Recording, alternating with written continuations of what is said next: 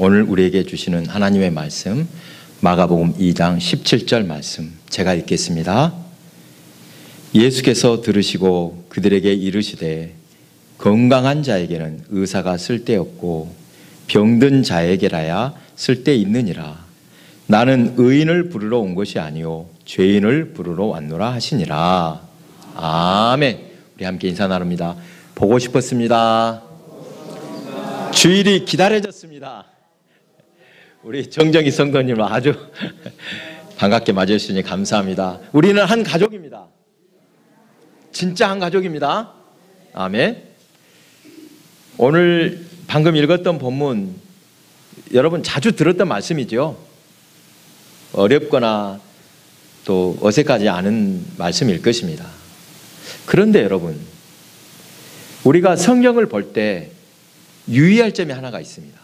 무엇이냐? 지금 시대와 성경이 기록된 배경이 완전히 다르다는 것입니다. 무슨 뜻입니까? 지금 우리가 읽는 이 본문이 전혀 어색하지 않았지만 성경이 기록된 그쪽에서는 논란이 생길 수도 있었다는 것입니다. 오늘 본문 말씀이 꼭 그렇습니다. 예수님 당시 유대인들은 본문의 비유를 매우 이상하게 또는 불쾌하게 들었을 것입니다. 왜냐? 예수님은 랍비라고 또 선생님이라고 칭송을 받는 분이었는데 그분이 그 앞에 보니까 어떤 일이 있었습니까? 세리와 죄인과 어울리고 있다니. 이게 보통 심각한 문제가 아닙니다. 이 세리와 죄인 이런 사람들은 절대는 어울려서는 안 될 부류입니다. 철저히 따돌리고 외면해야 할 사람들이 그런 사람들이었습니다. 그런데 바로 예수님이 그런 사람과 어울리고 있다니 이 그냥 단순한 문제가 아니라는 것입니다. 이따가 왜 그런지를 정확히 말씀을 나누도록 하겠습니다. 여러분 이런 배경을 알고 본문을 다시 보시기 바랍니다.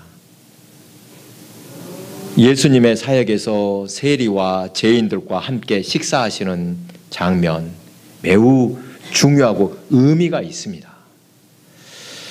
예수님이 세리와 죄인들과 어울리시며 같이 식사하시는 모습 지금 우리에게는 별로 이상하지 않다고 여겨지겠지만 앞에서 말한 대로 당시에는 논란이 되었습니다.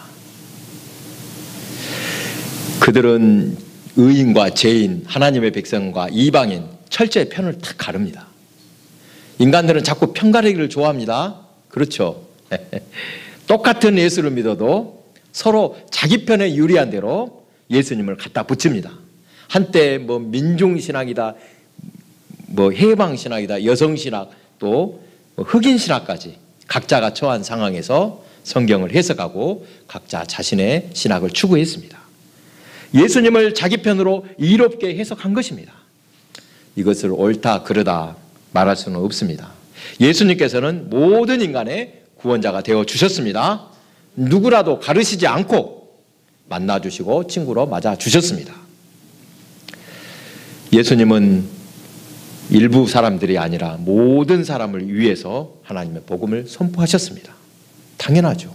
부자나 가난한 자, 배운 자나 못 배운 자, 종교적으로 경건한 자나 죄인이라고 비난받는 자 모두를 위해 하나님 나라의 복음을 선포하셨습니다. 마가복음 1장 15절 때가 찼고 하나님의 나라가 가까이 왔으니 회개하고 복음을 믿으라. 이 주님의 복음 전체를 요약하면 때가 찼고 하나님의 나라가 가까이 왔으니 하나님 나라가 임박했으니 회개하고 복음을 믿으라는 것입니다. 이것은 누구에게나 주시는 말씀입니다. 의인들은 상관없고 죄인들아 회개해라 이것이 아닙니다. 모든 사람이 죄인입니다. 경건한 바리새인들도 서기관들도 죄인들입니다. 이것을 인정하고 복음을 믿으라는 것입니다.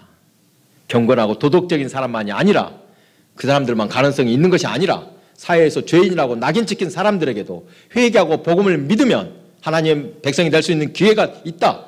구원받을 수 있다. 이것이 예수님이 선포하신 복음입니다. 방금 이 말도 여러분 전혀 이상하게 듣지 않았을 것입니다. 그렇죠? 그게 무엇이 이상해요? 당연하지. 하지만 앞에서 계속 말했던 것처럼 당시 유대 사회에서는 듣기 싫은 말이었습니다. 왜 그렇습니까? 앞에 말했지 않습니까? 철저하게 편을 갈랐습니다.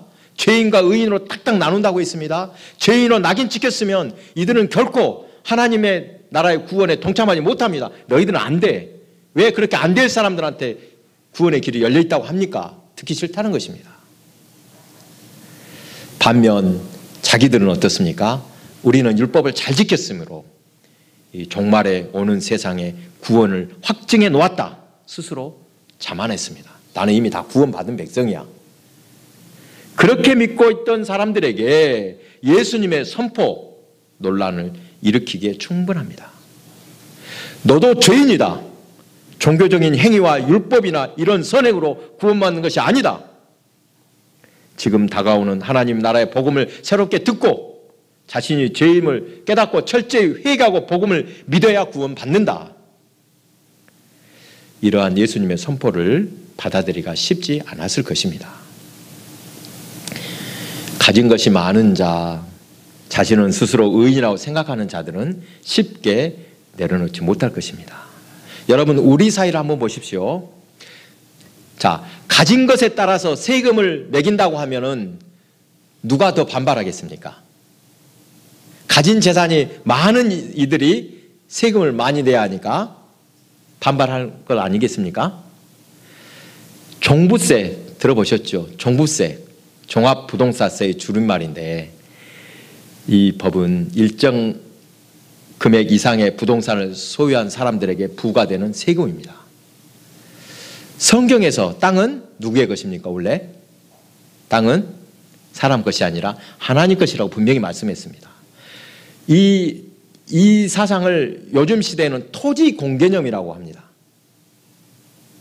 뭔 말입니까? 토지는 누구 한 사람한테 네 것 내 것이 아니라 다 같이 공동으로 소유해야 된다. 즉 하나님의 것이라는 뜻입니다. 자, 종부세는 이런 의미로 만든 법입니다. 그러니까 부동산을 재산으로 굴리지 말고 필요한 사람들과 나누며 함께 하자는 것입니다. 이러한 종부세 환영할 사람들 또 싫어할 사람들이 누구일지 쉽게 알 것입니다. 누가 싫어하겠습니까? 당연하죠. 이처럼 예수님께서 모두 다 죄인이다. 누구라도 회개하면 하나님 나라에 합당한 사람이 될 수 있다. 선포하실 때 누가 기뻐하고 누가 듣기 싫다고 할지 분명히 알 수 있습니다. 어떤 사람들이 좋아하겠습니까? 이미 나는 낙인이 찍혔어. 나는 이미 사회로부터 따돌림 당하고 가능성이 없다고 했어. 그런 사람들에게는 어떻습니까? 그 선포야말로 기쁜 소식입니다. 와, 우리들에게도 기회가 생겼다. 얼마나 기쁘겠습니까? 세리와 죄인들, 창기들 또는 율법을 모르는 이 무식 대중들 얼마나 무시당하고 살았는지 모릅니다. 지금 세상을 상상도 못합니다. 너희들은 절대 구원받을 수 없다. 낙인을 딱 찍었습니다. 한마디로 개돼지 취급받았습니다. 그런데 예수님께서 회개하고 복음을 믿으면 하나님 나라의 백성이 되고 너희들도 하나님의 자녀가 될 수 있다. 구원받을 수 있다. 얼마나 기쁜지 모릅니다. 그래서 이들이 회개하고 하나님께 나오기가 쉬운 것입니다. 저 앞에 보면 이 세리 레위가 세간에 앉아 있다가 예수님께서 회개하고 복음을 믿으라 선포하실 때 감동하여 세간을 박차고 나오는 이 모습이 있습니다. 여러분 그 모습을 한번 상상해 보시기 바랍니다. 레위의 회개는 즉각적으로 세간의 자리에서 박차고 나오는 것으로 나타났습니다. 세리가 어떤 직업인지 여러분 잘 아시지요? 유대인들이 왜 그렇게 세리를 미워하는지 여러 차례 말씀드렸습니다. 세리들은 허가낸 도둑놈이라고 취급받았습니다. 민족의 피를 빨아먹는 가장 악질들. 그래서 이런 말도 있지 않습니까? 길을 가다가 마귀하고 세리를 만나면 누구부터 죽여라? 세리부터 죽여라. 세리들은 노마로부터 세금 징수권을 사서 정해진 세금보다 훨씬 많이 걷어서 자기가 착복하는 것입니다. 그러니까 로마 제국에 충성하는 민족의 반역자요, 또 이웃을 착취하는 자, 종교적으로 신학적으로 가장 천대를 받았습니다. 헐짓이 없어서 세리를 다 하느냐 이놈아. 종말에 구원에 소망이 없는 사람들이라고 여겼던 것입니다. 그런 세리들과 죄인들과 어울리시며 밥을 같이 드시다니요. 같은 식당에서 밥을 먹는 것, 이 식탁교제라고 하는데, 여러분 옛날에 식탁에서 같이 밥 먹는 것 단순한 문제가 아니었습니다. 밥을 같이 먹었다는 뜻은 뭔 말입니까? 서로를 인정하고 받아들인다는 표시로서 아주 의미가 있었습니다.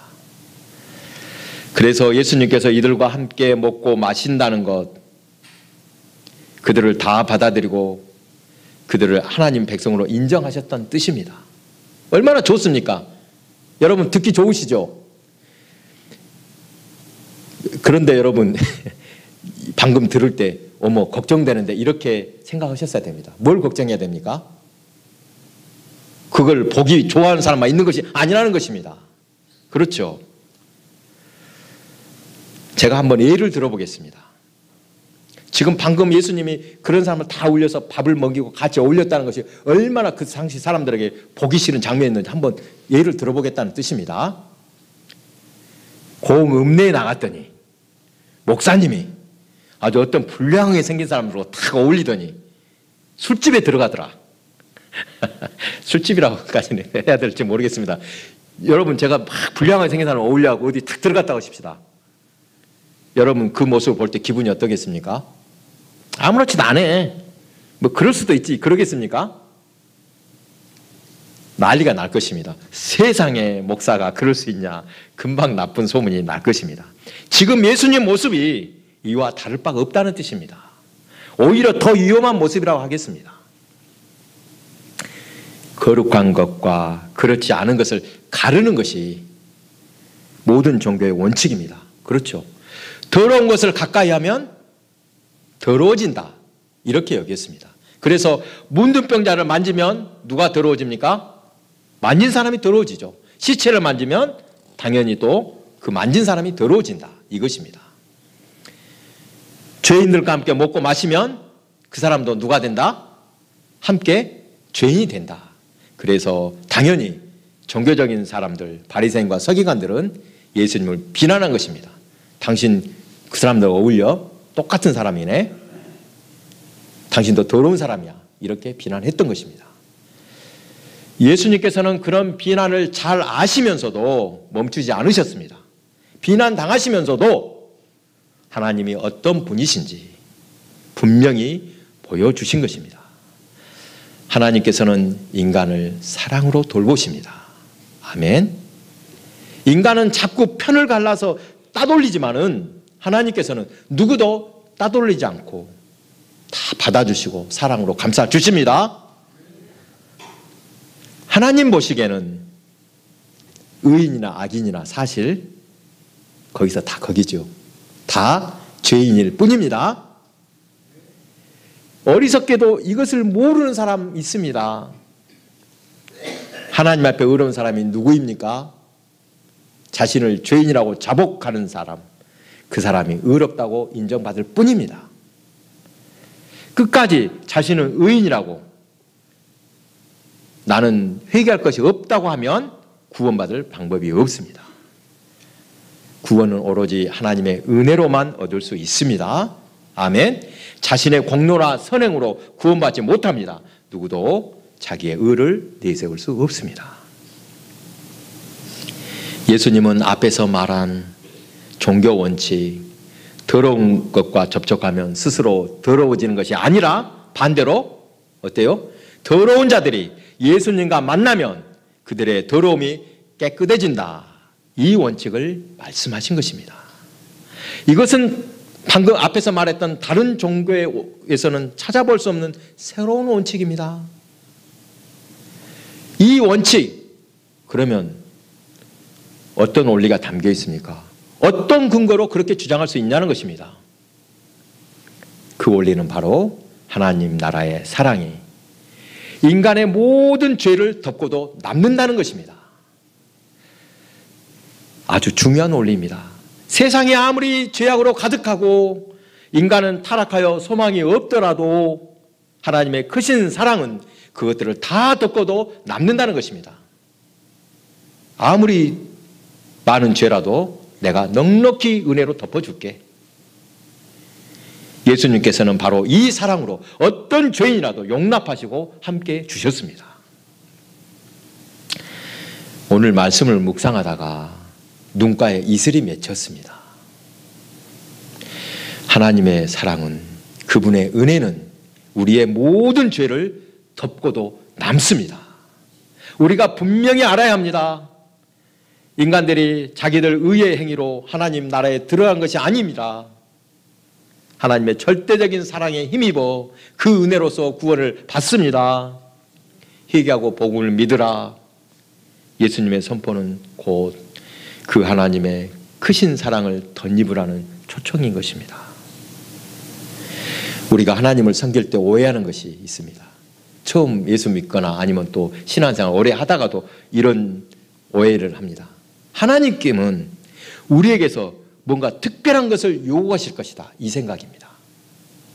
그런 생각 해봤죠. 그래도 뭔가 특별한 거 하나님 원하시겠지. 하나님께서는 다른 특별한 것을 요구하시지 않습니다. 초청에 응하기만 하면 됩니다. 그 방법 간단합니다. 다른 거 필요하지 않습니다. 무엇부터 하라고요? 자신의 죄를 회개하면 됩니다. 나는 하나님의 은혜가 없으면 살 수 없는 인간입니다. 주님의 자비와 긍휼을 구할 때, 그리고 레이가 세간을 박차고 나왔듯이 삶이 변화되어 예수님을 따라 나서면 구원받은 백성이 될 줄로 믿으시기 바랍니다. 어제 토요일 우리 명옥식 원사님 입원해 있는 조선대병원 신방 다녀왔습니다. 저를 포함해서 9명이 갔으니까 적은 수는 아니었습니다. 명권사님 얼굴을 뵈니까 평소보다 더 좋아지신 것 같았습니다. 병원에 있는데 얼굴이 더 좋아지다니. 원치 않는 고난이지만 그런 어려움에는 반드시 얻는 것이 있습니다. 하나님께서 더 큰 복으로 갚아주심을 믿으시기 바랍니다. 신방 다녀오는 길이 참으로 유쾌했습니다. 고맙다고 우리 진장로님이 점심을 대접하시고 또 오가는 길에 차에서 흥겨운 시간을 가졌습니다. 어떤 분은 노래도 한 자리 하시고 어제 나눈 이야기 중에 옛날 이야기가 기억에 남습니다. 옛날에 곤란한 시절 이야기들이 나왔습니다. 가난해서 끼니를 걱정하는 가정도 그때는 많았습니다. 농사일도 대부분 옛날에는 농기계가 없지요. 다 몸으로 해야 해서 고단한 시절이었습니다. 그래서 노동요도 많았죠. 무슨 노래를 일하면서 불렀던 노래도 많았고. 그 시절을 생각하면 지금은 얼마나 좋은 세상입니까? 밥을 굶는 사람은 거의 없습니다. 진짜 밥 굶는 사람 있습니까? 요즘에도? 사실 거의 없지요. 복지도 좋아졌고 살기 편해졌습니다. 그렇게 편해지고 아쉬울 것이 없어지니 사람들의 마음이 꼿꼿해진 것 같습니다. 꼿꼿하면 좋겠습니까? 본문에 예수님이 죄인을 부르러 왔다 이렇게 하실 때 제가 바로 그 사람입니다. 주여 나를 부르소서 이랬다면 지금 시대는 어떻습니까? 아무리 외쳐도 나와 상관없는 말씀입니다. 이렇게 고개를 돌리는 듯합니다. 자신은 이미 의인이라고 아쉬울 것이 없는 사람이라고 다들 서기관이나 바리새인이 된 듯합니다. 하나님은 어떤 사람에게 은혜를 주신다고 하셨습니까? 스스로 의롭다고 하는 사람이 아니라 자신이 죄인이라고 고백하며 은혜를 구하는 사람이 하나님의 자비와 긍휼을 덧입습니다.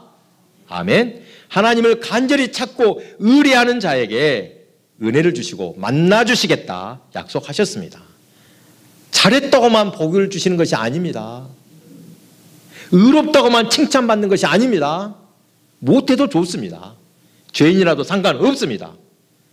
오늘 본문에서 분명히 죄인을 부르러 왔다 말씀하셨습니다.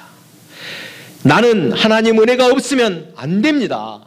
주여 나를 불쌍히 여기소서.